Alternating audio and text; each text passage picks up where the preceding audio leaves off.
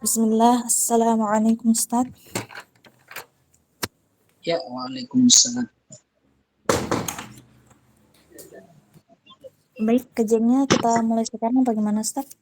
Ya, silakan.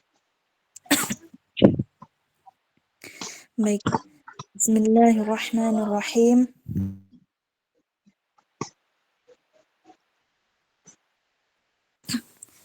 Bismillahirrahmanirrahim. Assalamualaikum warahmatullahi wabarakatuh. Alhamdulillahi rabbil alamin. Wassalatu wassalamu ala sayyidina Muhammadin Tahal Amin. وعلى آله وأصحابه الطيبين الطاهرين وبعد. Alhamdulillah, puji syukur kita ucapkan kepada Allah Subhanahu wa Ta'ala, kepada Zat yang tidak serupa dengan sesuatu apapun dan ada tanpa tempat, karena atas nikmat serta taufik dan hidayahnya sehingga kita bisa berkumpul kembali di dalam ruang Google Meet ini dalam rangka melanjutkan kajian rutinan kita, kajian Kitab Matan Abi Syuja bersama guru kita Ustadz Nur Salim LC Hafizahullah Ta'ala. Salawat serta salam terlupa pula kita kirimkan kepada junjungan kita, kepada Nabi kita Muhammad Sallallahu Alaihi Wasallam, dengan bersama-sama melafazkan Allahumma salli ala Sayyidina Muhammad wa ala alihi wa sahbihi wa sallim. Baik teman-teman yang dirahmati Allah Subhanahu wa Ta'ala, sebelum kita mulai kajian kita pada malam yang berkah ini, saya mengingatkan diri saya pribadi dan juga mengingatkan kepada teman-teman semua, mari sama-sama kita luruskan niat kita hadir di ruang Google Meet ini belajar ilmu agama semata-mata hanya untuk mengharapkan ridha Allah Subhanahu wa Ta'ala. Baik, untuk mengefisienkan waktu, langsung saja saya serahkan kepada guru kita, kepada Ustadz Nur Salim, dipersilakan untuk memulai kajian kita pada malam hari ini.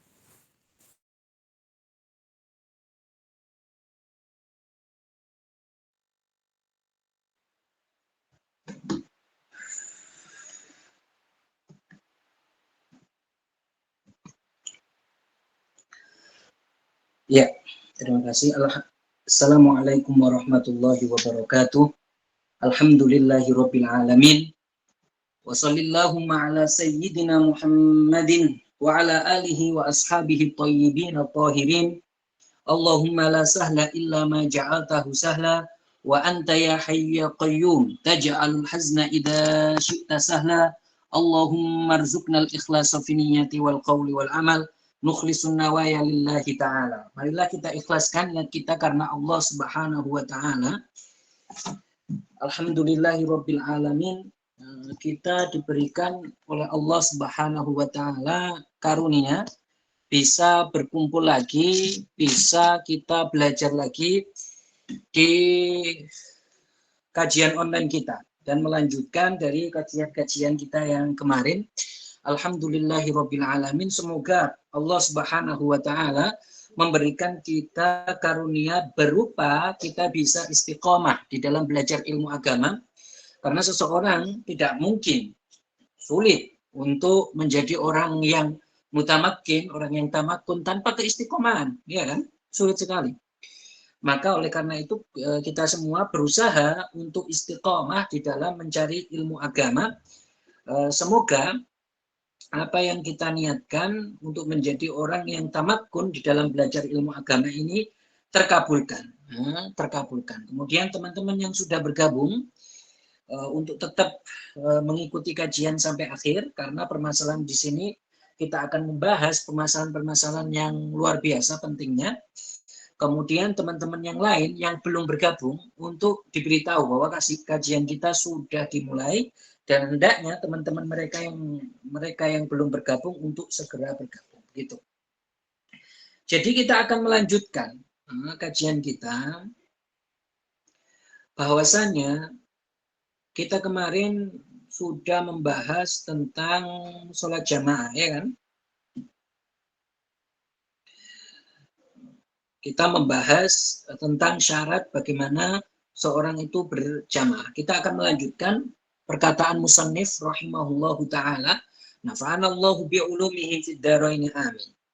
Musannif mengatakan wa in shalla al fil masjidi wal ma'mumu kharijal masjid qariban minhu wa huwa alimun bi sholatihi walaha ila hunaka jaz. Jadi sekarang kalau imam ada di dalam masjid sedangkan makmum ini di luar masjid, tentunya disyaratkan adalah keduanya tidak dengan jarak yang jauh. Lihat syaratnya. Keduanya antara imam dan makmum tidak dengan jarak yang jauh. Kalau itu di dalam masjid, kalau dia itu keduanya sholat di dalam masjid, maka semuanya boleh. Artinya meskipun jaraknya jauh juga boleh, asalkan kan mengetahui gerakan imam atau gerakan orang yang melihat imam, kan seperti itu. Sekarang kalau seandainya, lihat permasalahannya bagaimana, imamnya di dalam masjid, makmumnya ini di luar masjid, dan makmum ini adalah dia mengetahui gerakannya imam, mengetahui imam. Mengetahui imam ini bagaimana? Mengetahui imam ini adalah dengan melihat imam, ini namanya mengetahui imam. Atau mengetahui imam itu mengetahui melihat orang yang melihat imam. Misalkan kita tidak melihat imam langsung, tetapi yang di depan kita itu melihat imam. Ini namanya kita sudah mengetahui imam.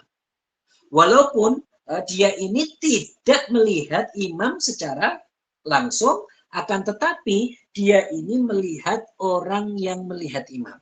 Maka kalau seperti ini dia dikatakan sudah mengetahui imam. Jadi begitu kan mengetahui imam, atau mengetahui imam itu dengan bisa mendengarkan suaranya. Kita sudah bahas kemarin. Jadi mendengarkan suara imam itu sama saja dia ini mengetahui imam. Atau mendengarkan suara mubalik.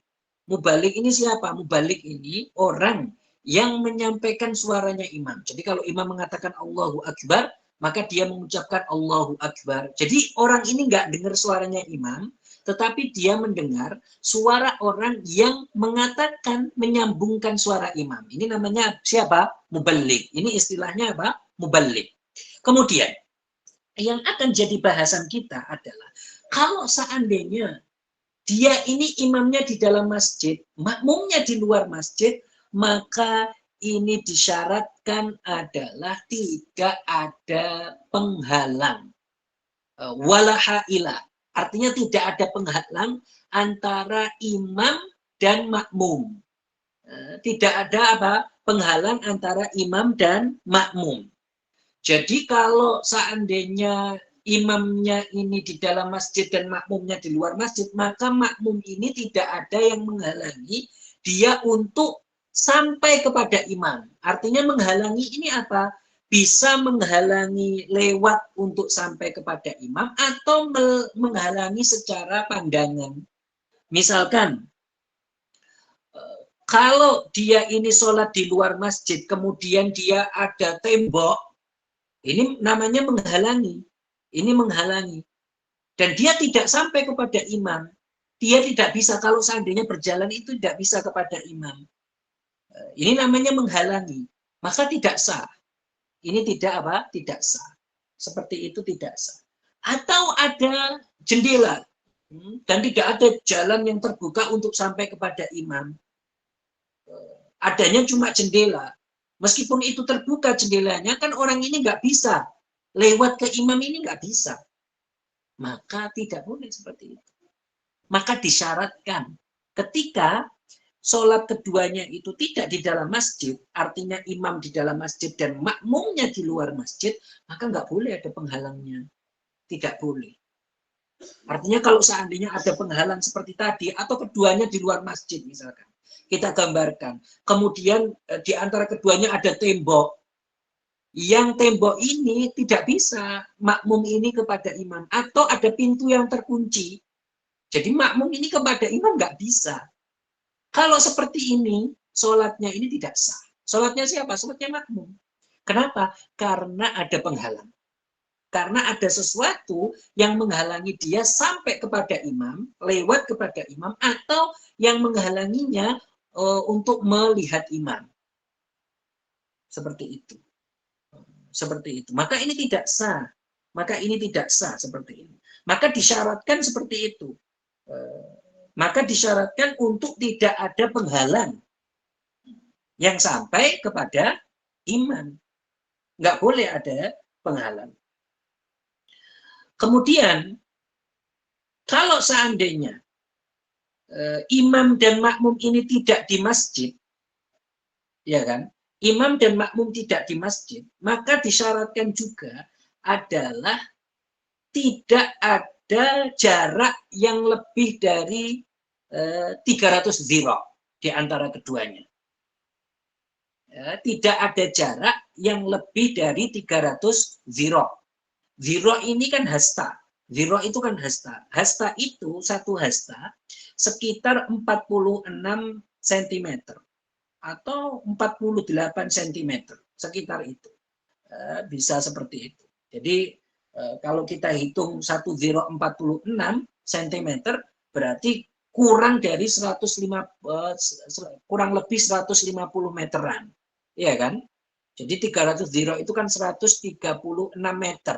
Jadi nggak boleh. Kalau misalkan, saya gambarkan ya, ini sholatnya di lapangan.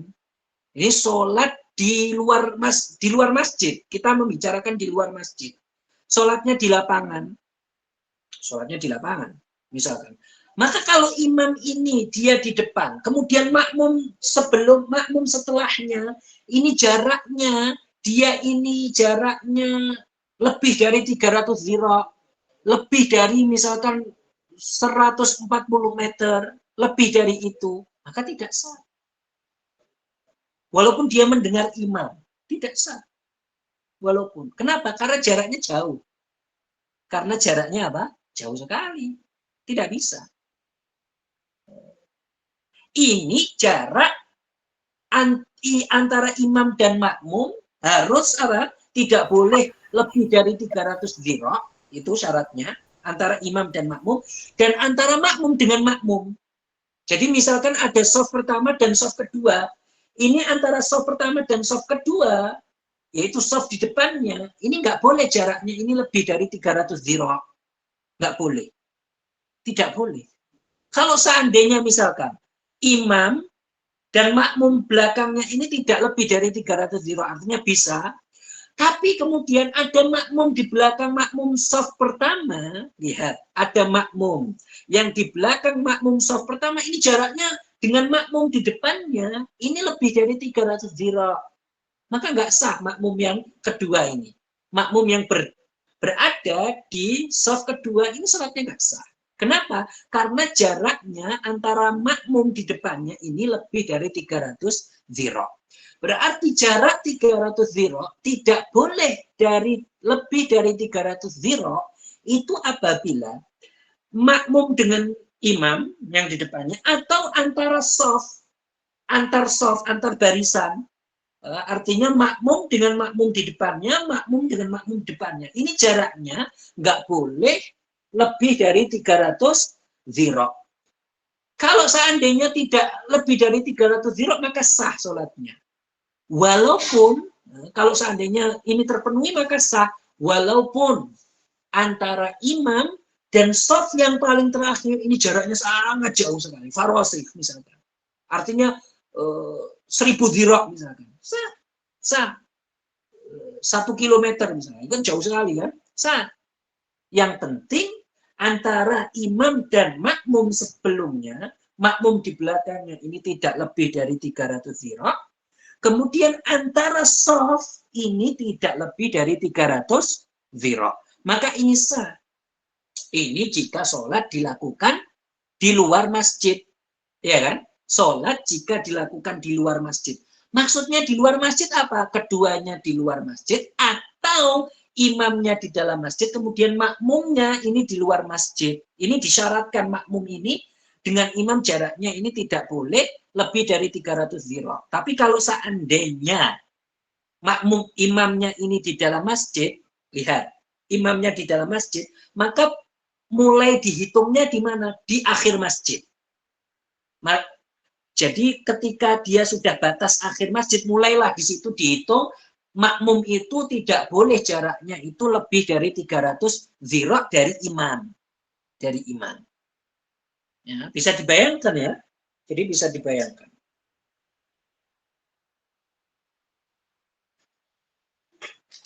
Jadi kalau sholat di luar masjid, keduanya di luar masjid, atau imamnya di dalam masjid dan makmumnya di luar masjid, disyaratkan jaraknya nggak boleh lebih dari 300 zirah. Jaraknya seperti ini nggak boleh. Tetapi kalau keduanya ini di dalam masjid, maka nggak apa-apa. Meskipun masjidnya misalkan sangat luas, imam sholat di mihrab, kemudian makmum dia sholat di pintu masuk masjid. Jaraknya ini lebih dari 300 zirah misalkan. Selama makmum ini mengetahui imam, mengetahui gerakannya, melihat imam, mendengar suaranya misalkan, maka sah. Maka sah walaupun apa? Jaraknya ini lebih dari 300 zirah. Karena jarak 300 zirah yang saya sebutkan tadi, yang kita sebutkan itu jika keduanya itu di luar masjid atau imamnya di dalam masjid kemudian makmumnya di luar masjid, maka disyaratkan itu. Oke, kemudian yang kita tulis tadi ini sudah paham ya, jadi nggak boleh ada penghalang, kemudian nggak boleh jaraknya itu lebih dari 300 zirah, tidak boleh. Kemudian yang akan saya tambahi di sini adalah apakah kalau seandainya antara imam dan makmum ini ada sungai misalkan, sungai tentunya dengan jarak yang sesuai. Misalkan ini ada sungai, kemudian imamnya ini di seberang sungai, makmumnya di seberang sungai yang lain. Ini apakah sah? Apakah ini disebut dengan penghalang? Ini para ulama membahas mengatakan bahwa saya ini bukan penghalang. Ini tetap sah, ini sholatnya tetap sah asalkan jaraknya terpenuhi. Artinya apa? Antara imam dan makmum ini jaraknya tidak lebih dari 300 zirah. Maka sah. Maka di sini apa sholatnya apa? Hukumnya sholatnya sah. Hukumnya sholatnya apa? Sah. Berarti seperti ini tidak dianggap oleh para ulama sebagai penghalang. Tidak seperti tembok tadi ya. Kemudian, kalau di antara keduanya ada api, ya kan ada api. Apakah itu dianggap penghalang? Kan nggak bisa diseberangi api. Tidak, itu tidak dianggap penghalang. Artinya apa tidak dianggap penghalang? Artinya itu boleh. Imam sholat, kemudian makmum di belakangnya, terus di tengah keduanya ada api. Maka boleh. Artinya boleh ini apa? Sah sholatnya. Sah. Mengikuti imam ini sah. Di model seperti itu sah. Kemudian ada permasalahan ketiga lagi. Kalau ini yang kita tulis, kalau imam di perahu, ini sholatnya ceritanya berarti di lautan. Imam di satu perahu. Kemudian makmum itu di perahu yang lain. Makmum di mana? Di perahu yang lain. Makmum di perahu yang lain. Tetapi tentunya kedua perahu ini terbuka keadaannya sehingga bisa mengetahui imam, bisa mengetahui gerakan imam. Keduanya ini terbuka. Maka kalau seperti ini, apakah sah sholatnya? Jadi imamnya ini di satu perahu, kemudian makmumnya di perahu yang lain. Berarti kan ada laut kan di antara keduanya. Ini apakah sah selama kalau perahunya ini terbuka, bukan perahu yang tertutup sehingga tidak bisa melihat imam, selama perahunya terbuka, kemudian jaraknya juga tidak lebih dari 300 dirham, maka sah sholatnya. Boleh. Walaupun misalkan tidak mungkin ini untuk nyebrang ke imam. Nah, ini bagi nelayan-nelayan bisa dilakukan ya. Jadi dia di antara dua perahu, saya jadi imam, kamu jadi makmum. Makmumnya di perahu berikutnya. Bisa. Asalkan apa? Mengetahui gerakan imam, tidak ada penghalang misalkan tembok yang menghalangi untuk melihat imam atau sampai kepada imam dan jaraknya ini tidak lebih dari 300 zirah. Ini bisa dipahami. Kemudian, ini permasalahan yang sangat kontemporer dan banyak terjadi di masjid-masjid tentunya, dengan kondisi yang saya sifati. Lihat, imam berada di lantai pertama. Lihat, imam berada di lantai pertama. Makmum berada di lantai atas. Makmum berada di lantai apa? Atas. Kemudian,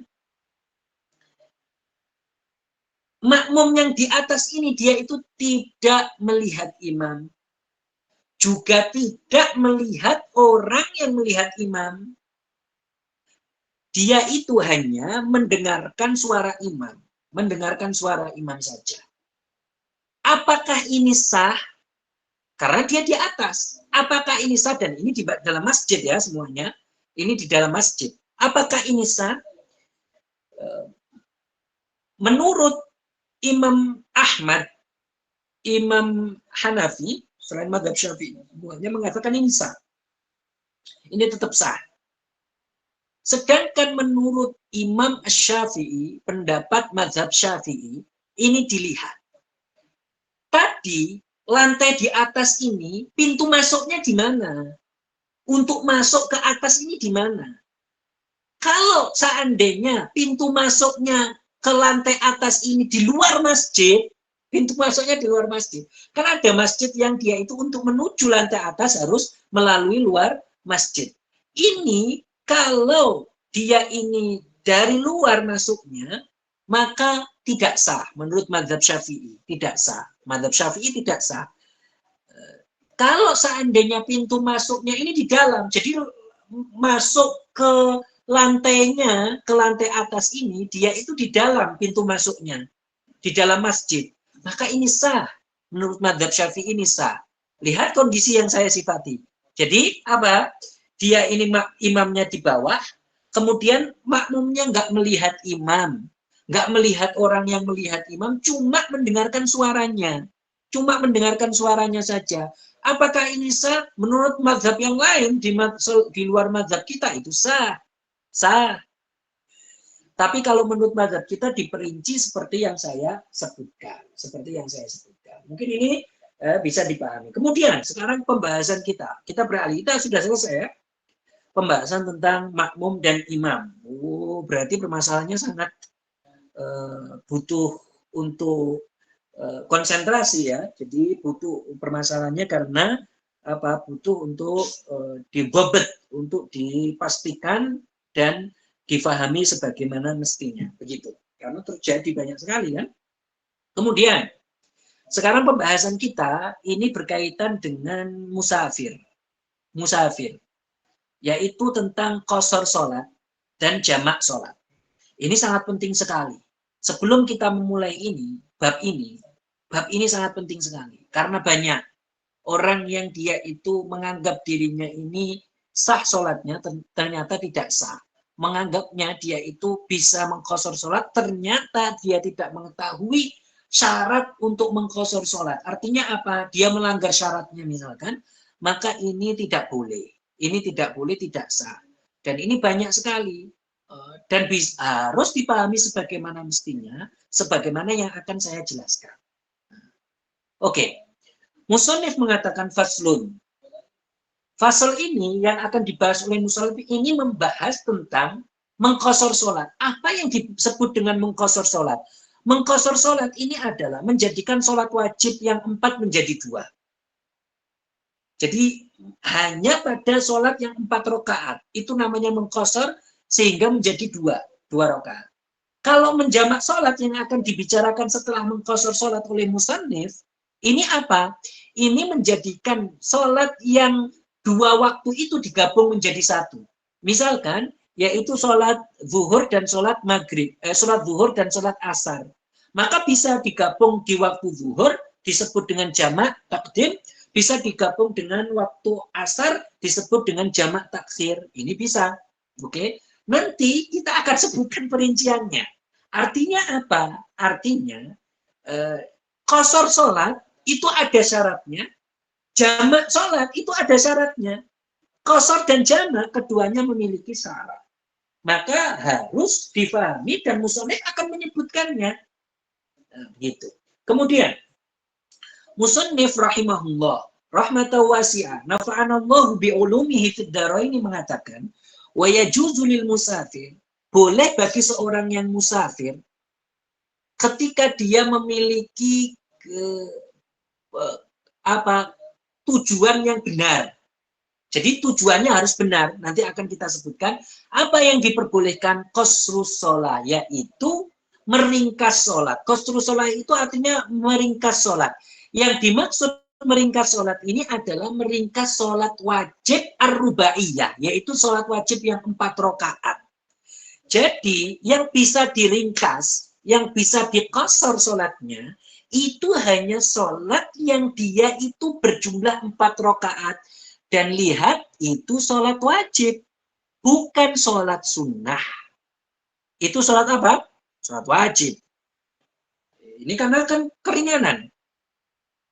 Kemudian, yang bisa diqasar itu adalah sholat yang jumlah rakaatnya 4, bukan selainnya.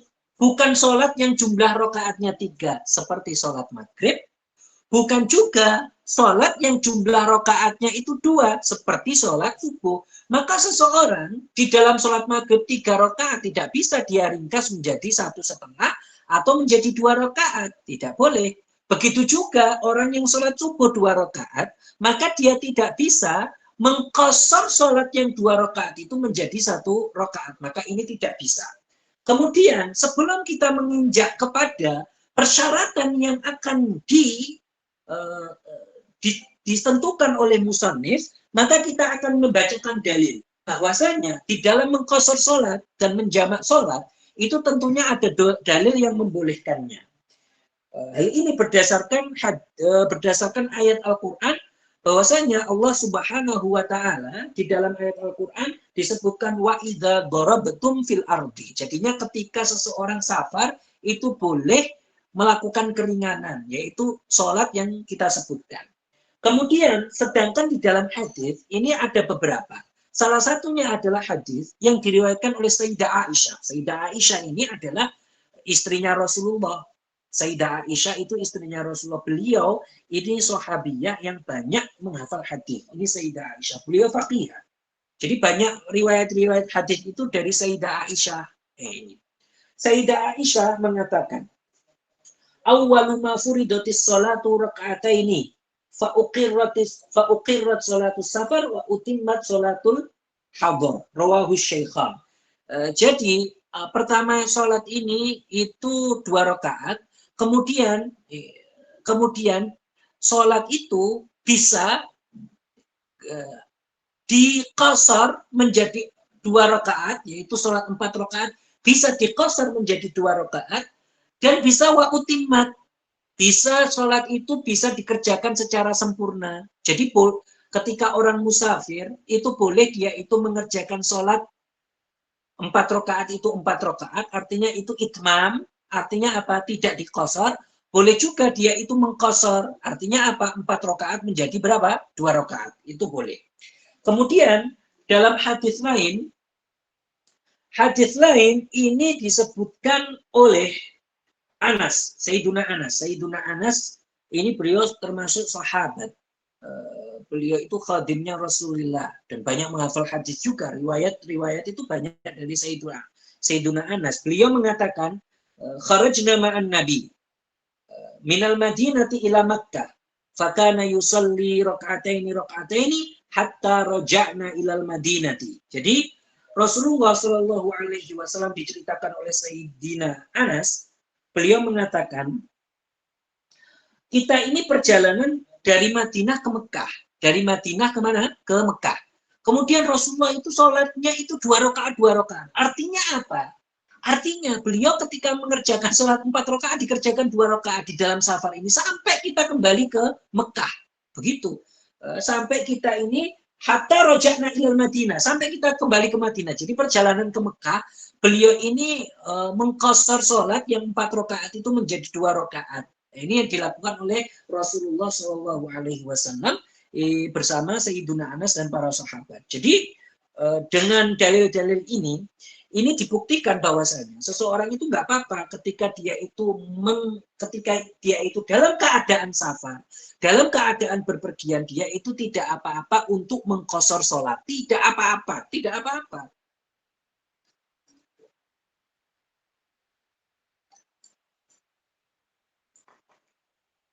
Masih, kita akan lanjutkan. Musoneh mengatakan, boleh mengqashar sholat itu bikhamsi syara'id, dengan 5 syarat. Lihat, 5 syarat. Dengan 5 syarat. Teman-teman yang sudah bergabung tidak usah keluar lagi ya, jangan keluar. Ini nanti biar paham. Jadi keluar dari daris ketika sudah selesai. Kemudian ada 5 syarat. Apa itu? An yakuna safaruhu fi ghairi maksiyah. Pertama, syarat pertama adalah safarnya ini adalah safar yang bukan maksiat. Artinya apa? Safarnya ini bukan dia melakukan untuk maksiat. Jadi niat awalnya itu bukan untuk maksiat.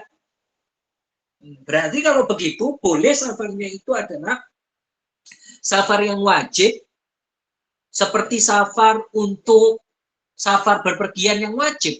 Seperti apa? Seperti safar untuk membayar hutang. Jadi ada orang mau membayar hutang, pergi ke temannya yang berada di luar kota misalkan, maka ini dia boleh menjamak dan mengqashar sholat. Boleh mengqashar sholat. Kenapa? Karena safarnya ini bukan untuk maksiat, bahkan ini untuk sebuah kewajiban. Apa itu? Membayar hutang. Atau safarnya ini adalah sebuah kesunahan. Seperti apa? Seperti silaturahim. Seperti ziarah kubur ke makamnya Rasulullah. Ini boleh. Jadi orang yang safar tujuannya untuk ziarah kubur, maka boleh untuk mengqashar sholat. Begitu juga orang yang safar untuk silaturahim, maka boleh untuk mengqashar sholat. Atau safarnya ini itu ditujukan untuk sesuatu yang mubah. Safarnya ini adalah ditujukan untuk sesuatu yang mubah. Sesuatu yang mubah ini sesuatu yang boleh. Seperti apa? Seperti safar untuk dia ini berdagang. Berdagang, begitu. Begitu. Maka ini boleh. Adapun kalau safarnya, berpergiannya untuk tujuan maksiat, jadi dia safar untuk maksiat. Dia ini bersafar, berpergian tujuannya maksiat, maka nggak boleh. Maka tidak boleh. Seperti apa? Misalkan dia ini mau keluar kota untuk membegal, untuk mencuri, untuk berbuat zina. Maka ketika dia perjalanan ini nggak bisa dia mengqashar sholat, nggak bisa, tidak bisa. Kenapa? Karena safar ini kan sababur rukhsah. Safar ini pekerjaan dia yaitu berpergian, ini adalah sebab dia ini boleh untuk mengambil rukhsah, ya kan? Dia ini kenapa kok boleh mengqashar sholat? Karena safar, karena berpergian.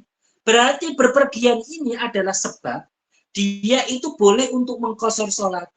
Berpergiannya ini dia adalah menjadi sebab yang membolehkannya untuk mengqashar sholat. Maka sebab ini yang membolehkan untuk mengambil rukhsah, ini tidak bisa dikaitkan dengan maksiat. Nggak bisa dia ini ketika dia berbuat maksiat, kemudian dia mengambil rukhsah untuk apa? Untuk mengqashar sholat. Nggak bisa. Ini dia safarnya apa? Safarnya maksiat. Tujuannya untuk bermaksiat. Berbeda. Lihat. Berbeda kalau dia itu tujuan awalnya ini bukan maksiat. Saya berpergian ketika orang mengatakan, saya mau berpergian keluar kota untuk bekerja. Berarti ini sebuah perbuatan yang boleh kan? Bukan sesuatu yang maksiat. Tetapi di dalam safarnya, dia itu bermaksiat. Di dalam berpergiannya, ini dia bermaksiat. Apakah boleh dia ini mengqashar sholat? Boleh. Karena dia berpergian tadi tidak untuk maksiat, tetapi dia ini bermaksiat di dalamnya. Ini namanya as-safaru, mubah, tetapi dia itu asofihi, dia itu bermaksiat di dalamnya. Maka ini tetap boleh. Nah, bisa dibedakan ya. Bisa dibedakan safar yang tujuannya untuk maksiat, maka ini nggak boleh untuk mengqashar sholat. Adapun kalau safarnya ini mubah, seperti yang kita sebutkan, tetapi di dalam safar ini ternyata dia berbuat maksiat. Misalkan dia ini di dalam safarnya berbuat maksiat atau sesuatu yang maksiat di dalamnya berbuat maksiat, maka dia tetap boleh. Maka ini tetap boleh. Hal ini seperti halnya yang dikatakan oleh Syekh Muhammad Al-Juwaini. Beliau mengatakan kalau Syekh Abu Muhammad Al-Juwaini mengatakan wala yatarakhasu man safara li mujarradi ru'yatil bilad li'annaha laysa bi gharadin sahih. Ammal asi fi safarihi kaman syariba khamran fi safarin mubahin falahu tarakhus. Adapun orang yang dia ini safarnya mubah, seperti tadi dia safar mau berziarah, maka kan ini safarnya mubah, tetapi dia di dalam safarnya ini dia meminum khamr.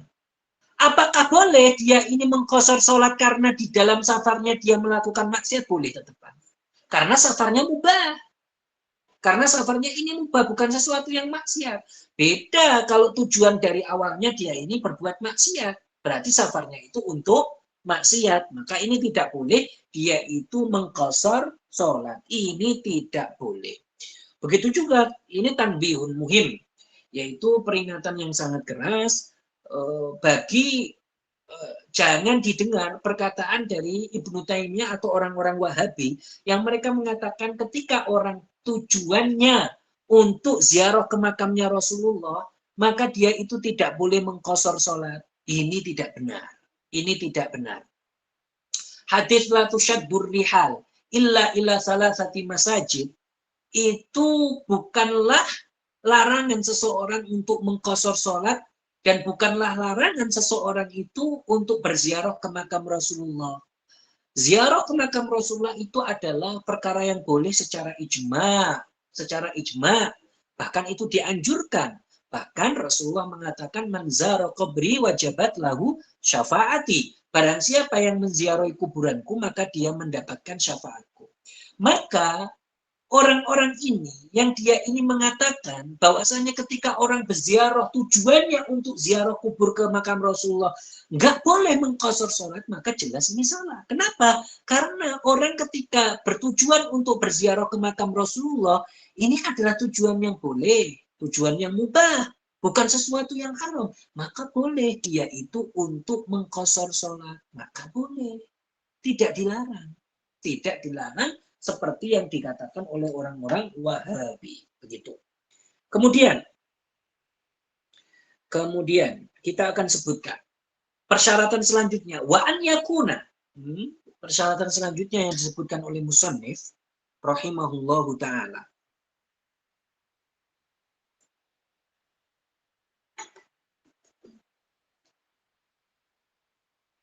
Masih. Apa itu? Yang kedua,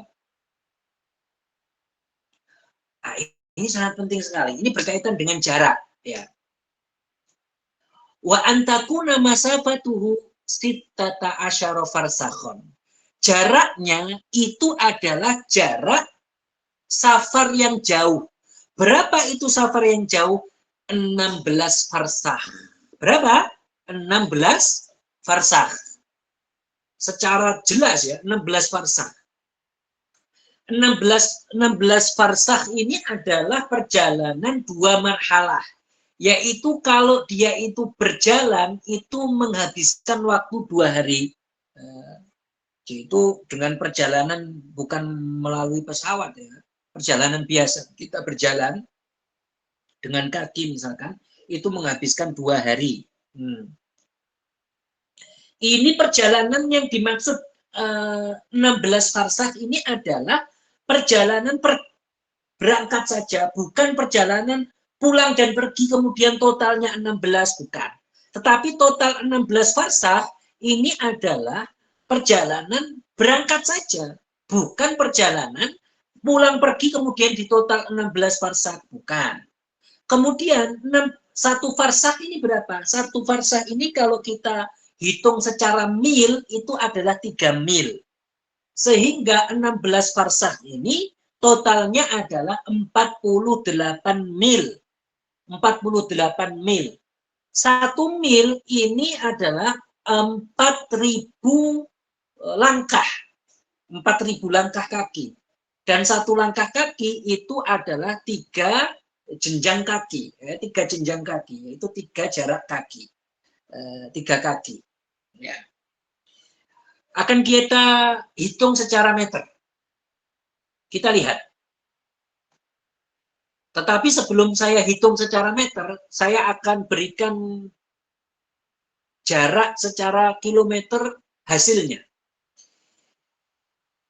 Orang itu boleh untuk mengqashar sholat jika jarak safarnya itu adalah 44 km atau 78 km atau yang paling jauh 133 km. Ini semua boleh, 3 jarak itu. Berapa? 44 km, yaitu sekitar 44 km, yaitu sekitar 78 km, yang di Indonesia sering disebut 80 km, kemudian atau 133 km. Sekitaran semua itu boleh. Kenapa saya langsung menyebutkan 3 ini? Karena 3 ini berdasarkan penafsiran atas pendapat mil yang berbeda dari para ulama. Tetapi hasilnya berapa? Menurut satu pendapat itu jarak 16 farsakh itu 44 km. Menurut satu pendapat jarak 16 farsakh itu adalah 78 km. Yaitu 80 kilometeran. Menurut satu pendapat, yang ini yang paling jauh, jarak farsakh ini adalah 16 farsakh ini adalah 133 km, yaitu sekitaran 133 km. Ya.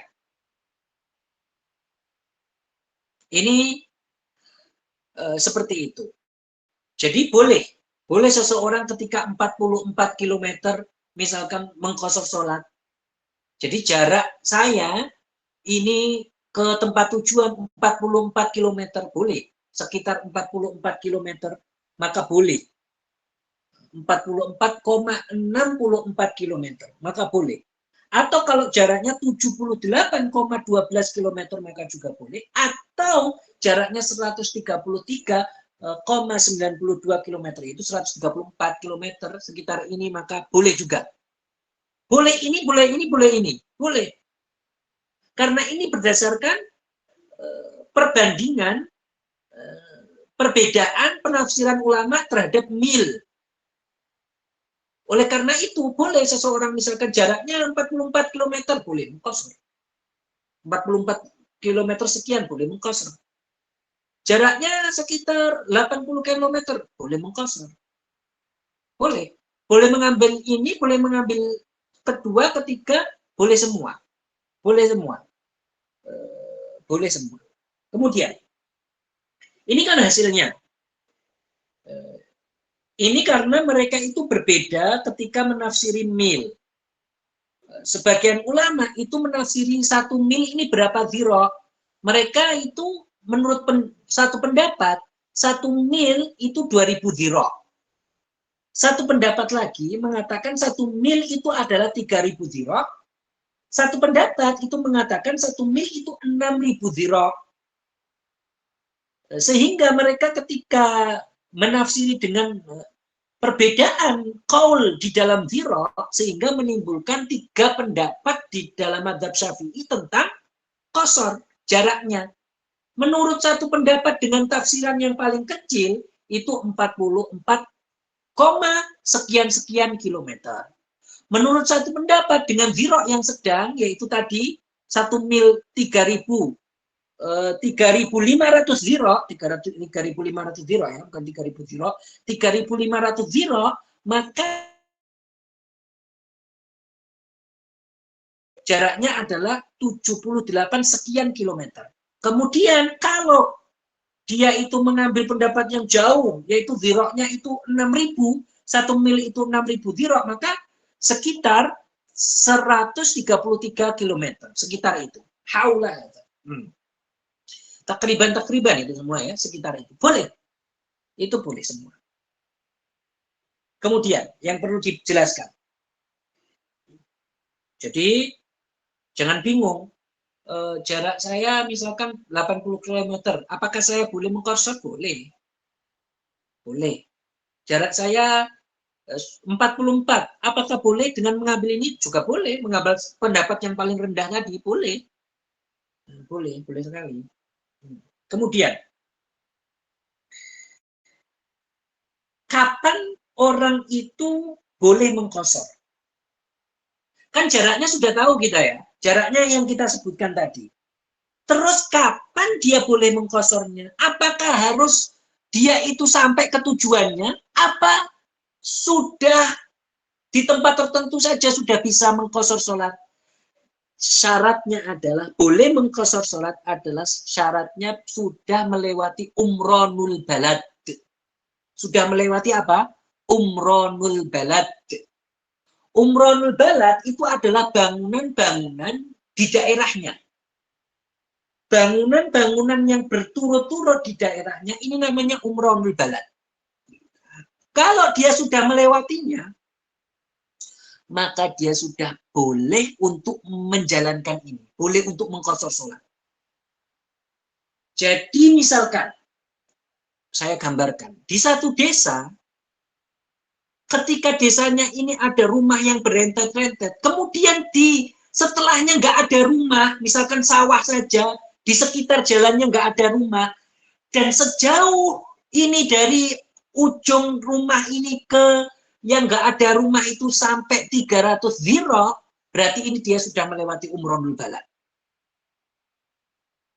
Jadi melewati umronul balad itu adalah ketika dia sudah melewati bangunan terakhir dari daerahnya, yang sudah tidak ada bangunan setelahnya, melainkan tempat lapang, boleh sawah, boleh kebun, boleh hutan. Artinya nggak ada bangunan yang berentet-rentet lagi. Yang jaraknya ini sudah ada 300 dhiro. Sekitar berapa itu 300 dhiro kalau kita meterkan? Sekitar 135 meter. Kurang lebih seperti itu. Maka kalau seperti ini,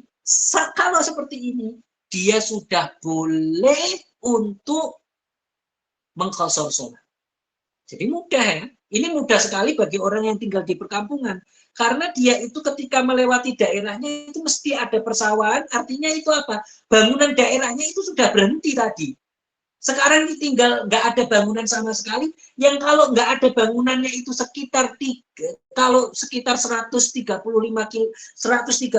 meter, maka itu sudah menunjukkan dia boleh untuk mengqashar sholat.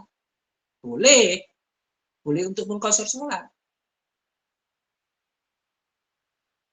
Jadi, yang saya perlu tekankan, nggak harus menunggu dia itu saya sudah meninggalkan sangat jauh daerah saya, tidak. Nggak harus juga dia sudah melewati jarak ini. Saya harus melewati jarak 80 kilo, baru saya ini boleh untuk mengqashar sholat. Tidak. Tidak seperti itu. Boleh dia mengqashar sholat, sudah boleh ketika sudah dia melewati apa? Umronul balad, yaitu bangunan-bangunan yang itu adalah bangunan daerah tersebut yang berturut-turut, sehingga dia sudah melewati bangunan terakhir, kemudian sudah nggak ada bangunan lagi, dan jaraknya adalah sekitar 135 meter. Maka ini sudah boleh. Dia itu untuk apa? Untuk mengqashar sholat, sudah boleh. Ini jika pada daerah yang dia itu daerahnya nggak ada pagar yang mengelilingi yang khusus untuk daerah tersebut. Dan zaman sekarang, kalau di Indonesia saya lihat, itu di kita itu jarang sekali ada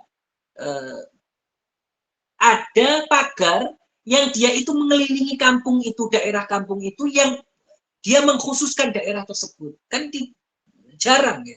Wallahu a'lam. Kalau saya lihat sih nggak ada. Yang saya lihat.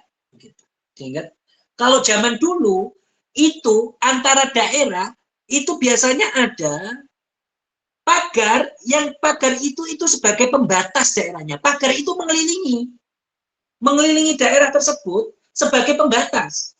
Bahwasanya ini adalah daerah tersebut. Ini adalah desa tersebut. Sehingga ketika di desa lain ini ada pagarnya lagi yang mengelilingi. Nah, kan seperti itu. Kalau seandainya ada surun mukhtasun bil balad, kalau seandainya ada pagar yang khusus untuk daerah tersebut, yang mengelilingi daerah tersebut, maka sekedar melewati pagarnya ini dia sudah boleh untuk mengqashar. Sudah boleh. Sudah boleh untuk apa? Untuk mengqashar sholat. Sudah boleh.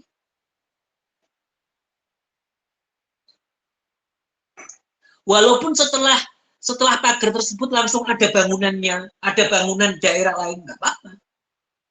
Selama dia sudah melewati pagar tadi, pagar yang mengelilingi daerahnya, mukhtasun bil balad, maka boleh dia itu apa? Untuk mengqashar sholat.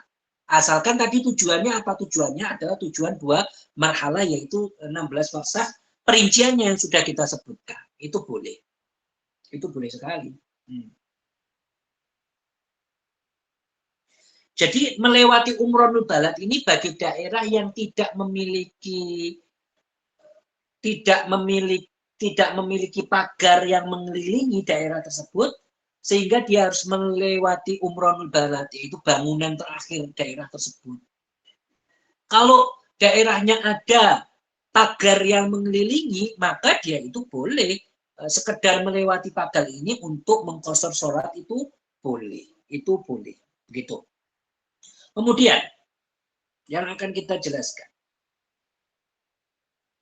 Musonef mengatakan itu syarat kedua.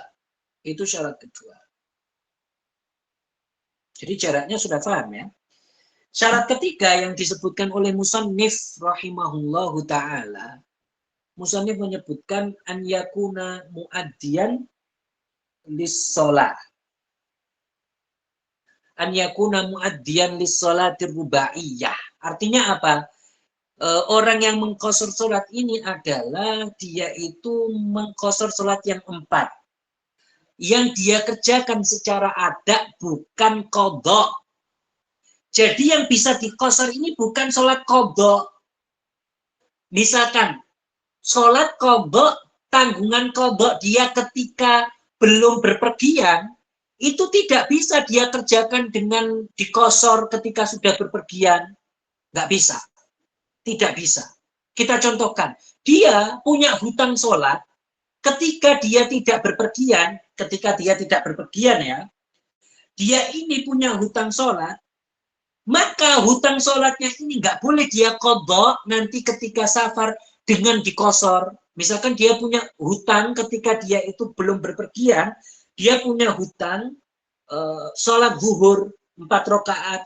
Sholat zuhur 4 rakaat ini nggak boleh dia qadha dengan 2 rakaat ketika dia berpergian. Nggak boleh.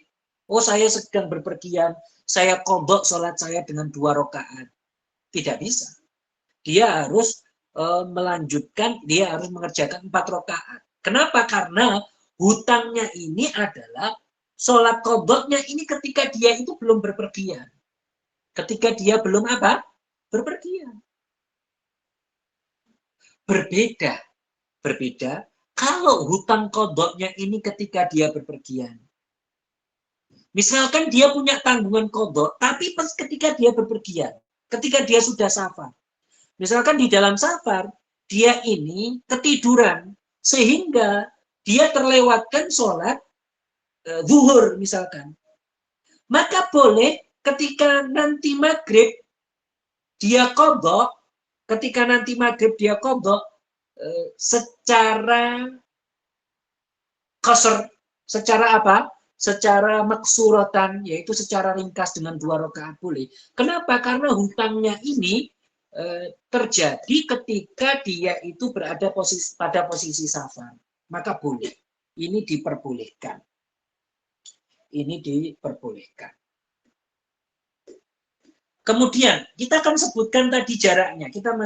Saya mau membahas jarak itu, kita sebutkan tadi adalah jaraknya 16 farsakh. Hal ini berdasarkan hadis yang diriwayatkan oleh Al-Baihaqi, sanadnya sahih. Beliau mengatakan karena Ibnu Umar wa Ibnu Abbas yuqassirani wa yuftirani fi arba'ati burud. Jadi Sayyiduna Umar, Ibnu Umar, dan Sayyiduna Abdullah Ibnu Abbas, beliau ini mengqashar sholat pada jarak 4 burud. 4 burud itu 16 farsakh yang kita sebutkan tadi. Berarti jarak inilah oleh para ulama disebutkan, oh karena nggak mungkin mereka ini ijtihad di dalam permasalahan ini. Pasti mereka itu mengikuti Rasulullah. Berarti jaraknya memang seperti ini, yaitu berapa? 16 farsakh atau 133 km dengan perincian yang kita sebutkan tadi. Begitu, ya. Kemudian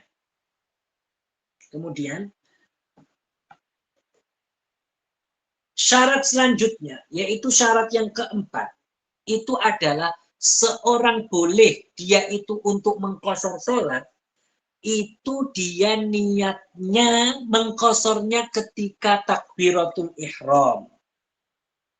Yaitu mengqasharnya itu dia niat sholat saya ringkas ketika takbiratul ihram. Begitu. Jadi nggak boleh tidak berniat ketika takbiratul ihram untuk mengqashar sholat. Dia harus mengqashar sholat, niatnya itu ketika takbiratul ihram.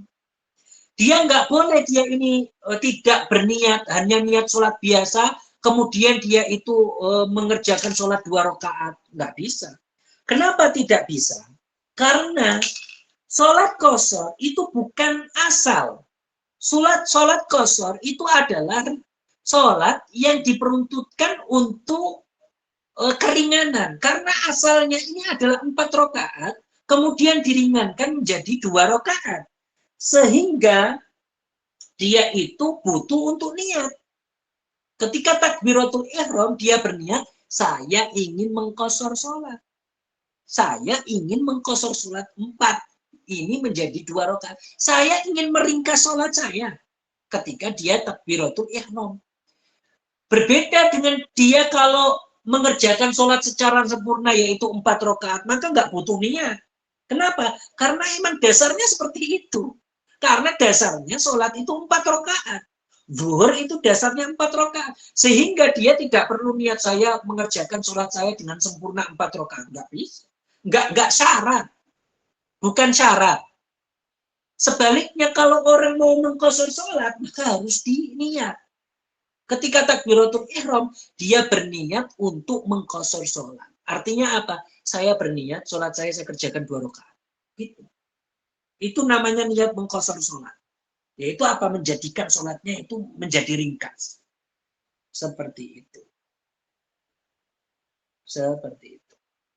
Kemudian, syarat yang kelima yang disebutkan oleh musonif adalah orang yang mengqashar sholat an la ya'tamma bimuqim. Orang yang mengqashar sholat itu tidak boleh bermakmum kepada orang yang sholatnya secara sempurna. Tidak boleh. Baik dia itu orang yang mengerjakan sholat sempurna, dia orang yang mukim atau musafir. Ada orang yang mukim, dia mengerjakan sholatnya 4 rakaat. Iya kan begitu. Sholat zuhur 4 rakaat. Nggak boleh. Dia itu datang, kemudian saya berniat, saya qashar sholat, bermakmum kepada dia. Nggak bisa. Tidak bisa. Walaupun dia ini makmum masbuk. Artinya apa? Dia sampai sholatnya ini ke rakaat terakhir dari imam. Dan imamnya ini melakukan sholatnya 4 rakaat. Nggak bisa. Ini tidak bisa. Walaupun ya, seandainya mukimnya ini, orang yang bermukim ini sholat subuh, nggak bisa. Kan sholat subuh 2 rakaat, nggak bisa dia itu niat mukimnya ini, dia itu berniat kepada bermakmum kepada orang ini. Tidak bisa. Tidak bisa.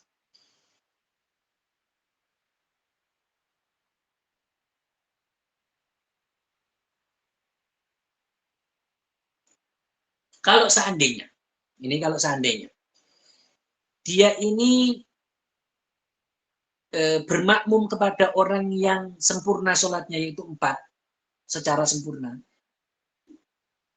Dia itu bermakmumnya sekejap saja. Artinya apa? Sekejap saja. Bermakmum kemudian langsung setelah itu mufarokoh. Ya kan? Dia itu ada orang sholat secara genap, dia bermakmum. Kemudian setelah takbiratul ihram dia mufarokoh. Artinya bermakmum sekejap saja kan? Meskipun begitu batal. Nggak bisa. Bukan batal, tetapi kalau seperti itu dia itu harus apa? Kalau seperti itu dia itu tidak boleh meringkas sholatnya. Akan tetapi dia itu melanjutkannya secara itmam, yaitu melanjutkannya secara apa? Secara sempurna sholatnya. Tidak dia kosor sholatnya. Tidak dia apa? Ringkas sholatnya. Begitu. Jadi syaratnya itu boleh untuk mengkosor sholat, dia itu tidak bermakmum kepada orang yang sholat secara sempurna, yaitu 4 rakaat. Begitu. 4 rakaat. Tidak bisa. Ya. Kemudian yang kita mau jelaskan, ini sudah jelas ya. Permasalahan tauhid yang kemarin yang kita jelaskan, kita menganjurkan bahwasanya Allah Subhanahu wa taala itu bersifat as-sami'. Allah Subhanahu wa taala itu bersifat mendengar. Mendengarnya Allah itu tidak seperti mendengarnya manusia. Manusia itu mendengar itu dengan alat. Manusia yang didengar itu sesuatu yang terdengar menggunakan alat. Apa alatnya manusia? Yaitu telinga. Iya kan? Alatnya manusia mendengar itu telinga. Melihatnya manusia itu memakai mata. Memakai mata ini anggota badan. Berarti Allah Subhanahu wa taala ketika disifati dengan Maha melihat, Maha mendengar, maka melihatnya Allah itu tidak sama dengan melihatnya manusia. Allah melihat tidak memakai alat, tidak memakai telinga, tidak memakai mata, kelopak mata. Oleh karena itu tidak terbatas. Manusia ini mendengar sesuatu yang terbatas. Kenapa? Karena manusia kalau suara itu sangat kecil, sulit untuk mendengar. Begitu juga kalau suaranya sangat kencang sekali, bisa tidak jelas mendengarnya apa, bahkan malah merasa tersakiti, ya kan? Harus sesuai. Melihat juga begitu, manusia harus dibantu dengan cahaya agar bisa melihat. Allah tidak seperti itu. Allah mengetahui, melihat, dan mendengar itu tidak seperti melihat dan mendengarnya makhluk. Tidak memakai anggota badan, tidak memakai telinga, juga tidak memakai mata, yaitu anggota badan. Oleh karena itu tidak terbatas.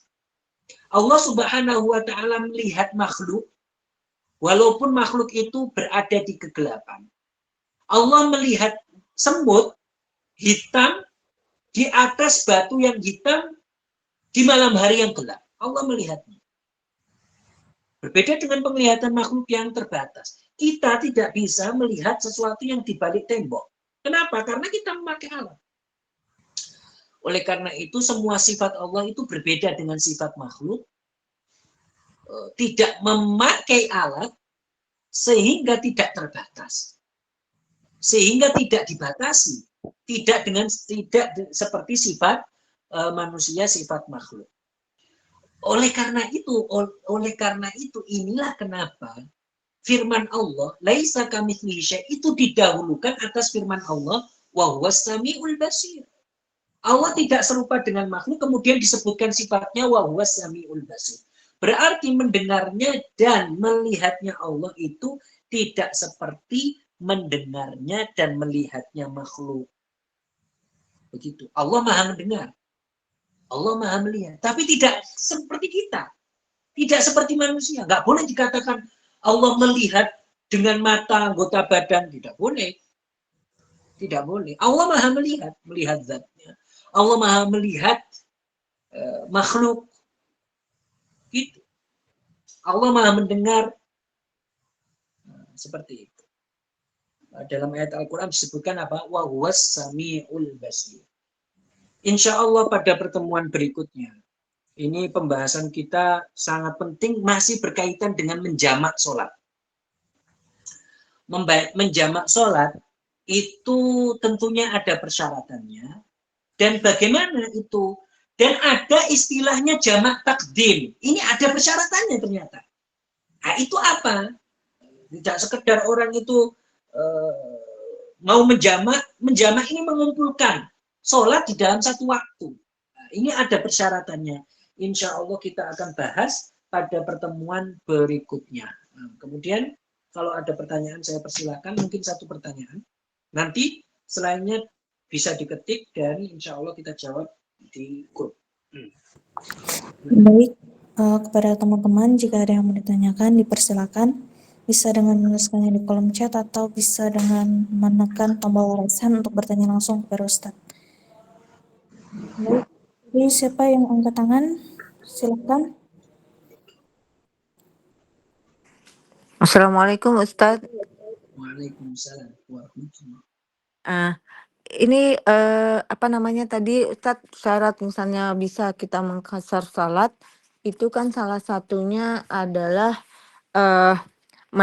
sudah melewati umranul balad. Iya. Untuk umranul baladnya depan kiri kanan ya Ustadz ya? Iya, tergantung dia tujuannya mau lewat kemana. Oh bukannya ini ya Ustadz, karena saya pernah dengar juga harus sejauh mata memandang. Nah, tidak. Tergantung. Jaraknya seperti yang saya sebutkan, 300 dhira. Betul Ustadz. Oh, berarti bukan sejauh mata memandang ya Ustadz ya? Tidak, sejauh mata memandang itu apa maksudnya? Enggak. Sejauh mata memandang kita nggak melihat ada bangunan. Oh, iya, itu untuk apa? Untuk dipastikan bahwasannya kita sudah melewati bagaimana terakhir bangunan, setelah itu nggak ada bangunan lagi. Misalkan ini daerah kita, ada bangunan terus kan daerah kita, berarti itu belum melewati umrah barat kalau ada bangunan terus. Kalau sudah terputus bangunannya, sudah kita lihat nggak ada bangunan di kiri kanan, sudah nggak ada. Ini jaraknya berapa? Sampai berapa ini terputusnya bangunan? Sampai 300 dhira. Itu. Sampai 300 dhira. Kalau sudah 300 dhira, sudah kita lewati, nggak ada bangunan di sekitar kita, kanan kiri nggak ada. Nggak ada bangunan yang berturut-turut tadi, nggak ada. Seperti sawah, misalnya di sawah kita kan nggak ada. Di sekitar jalan kan nggak ada bangunannya sudah. Ini kalau sudah 300 dhira, maka dia sudah boleh untuk mengqashar sholat. Ya, mungkin maksudnya seperti itu yang dia sebutkan. Ya, terima kasih Ustadz. Ya. Satu pertanyaan saja apa gimana Ustadz? Ya, silakan kalau ada pertanyaan. Satu lagi saya persilakan. Baik, satu lagi. Ini dari saudari Uli Afriani. Apakah sama hukumnya yang dijelaskan tadi ketika bermakmum di satu ruangan yang bukan masjid tapi beda lantai, Ustaz? Nggak bisa. Kalau beda masjid, beda lantai, kalau bukan masjid, beda lantai, tidak bisa. Ini yang kita bahas tadi di masjid. Ya. Baik, mungkin pertanyaan selanjutnya nanti akan dijawab di grup saja, Ustaz, bagaimana? Ya, seperti itu. Baik. Silahkan diketik kalau ada pertanyaan. Sekarang diketik, kemudian nanti kita jawab insya Allah di grup. Baik. Mungkin cukup sekian kajian kita pada malam hari ini. Semoga bisa bermanfaat bagi kita semua dan semoga kita tetap diberikan kesehatan dan keistiqomahan oleh Allah Subhanahu wa taala agar bisa tetap mengikuti kajian ilmu agama meskipun hanya lewat online. Baik, silakan ditutup kajiannya Ustaz. Ya, kita tutup. Barakallahu fikum, jazakumullahu khairan katsira. Assalamualaikum warahmatullahi wabarakatuh. Kita tutup dengan tahlil la ilaha illallah Allahumma sholli ala sayyidina Muhammad wa ala alihi wa sahbihi wa sallim. Rabbil firli wa liwalidayya wa lil mu'minina wal mu'minat walhamdulillahi rabbil alamin. Barakallahu fikum Ustaz. Terima kasih banyak juga teman-teman. Barakallahu fikum. Wassalamualaikum warahmatullahi wabarakatuh. Waalaikumsalam warahmatullahi wabarakatuh. Barakallahu fiikum.